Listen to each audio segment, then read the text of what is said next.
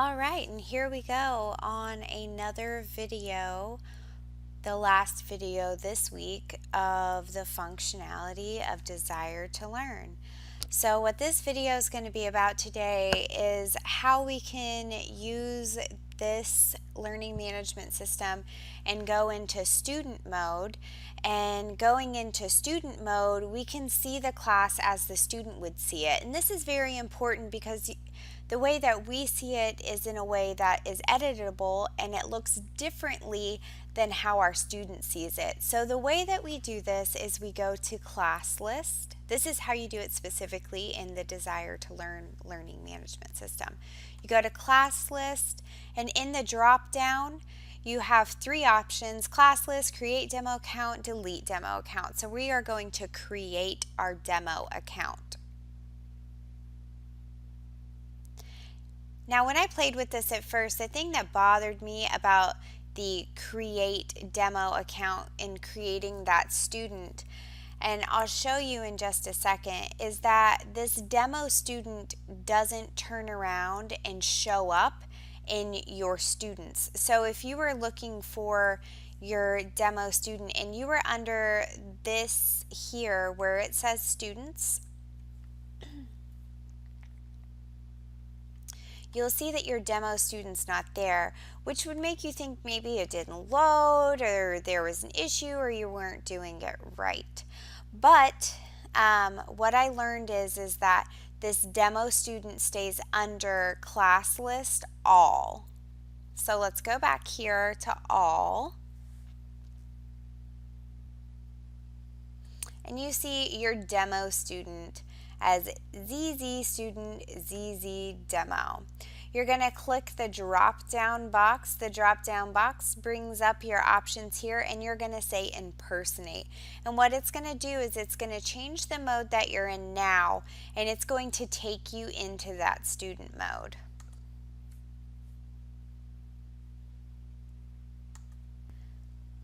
All right, so we are now in student mode. We have some stuff that's loading. So you can see how no longer do I have the option to create items. If I go to class list and I click the drop down, I no longer have the options to see create demo student. It says up here in the right hand corner, ZZ demo, ZZ student impersonating. So let's just go back and kind of look at some of the stuff that we developed from the student's perspective. So let's go into content.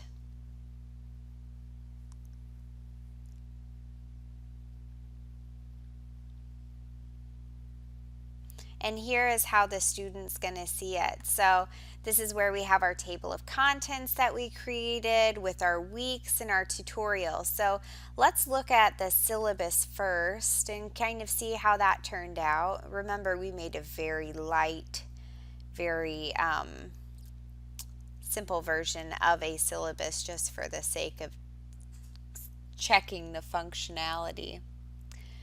And here's what your syllabus looks like. Week 1, kick butt, take names. So it looks pretty good. And then you go back one. And then the other thing that we created was the link for the tutorial. So let's go and see what that looks like from the student's perspective. And we see here the Desire to Learn tutorials. Let's open up that external learning tool. Just kind of taking a look around, seeing what it looks like in here. And there you have it. There is all of our available tutorials for the student for Desire to Learn 10.7. So everything looks pretty good. Nothing. Sometimes when you save something and then you look at it in the student version on some learning management systems, it'll kind of look weird. This appears to look relatively normal. Everything that we developed looks pretty good.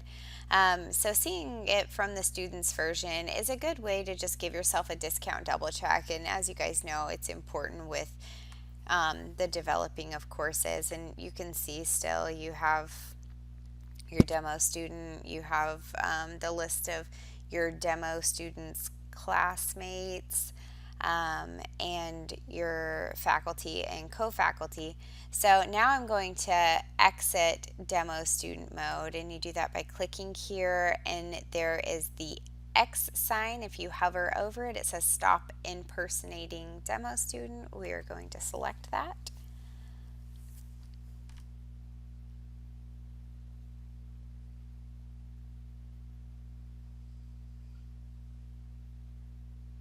And now my picture's back at the top. I've exited demo mode and I'm back to my co-faculty role. So it's as simple as that, to create your demo student, to kind of surf around, look at everything, kind of try everything out. In demo student mode, you could take assessments, you could take just about anything that would be developed so far. And like I said, it's a good way to just kind of discount, double check yourself. And then coming back to your co-faculty role and making any edits that you saw. So I hope that this video gave you some insight on how to create a demo student and the simplicity that exists behind it. And I will see you in the next video.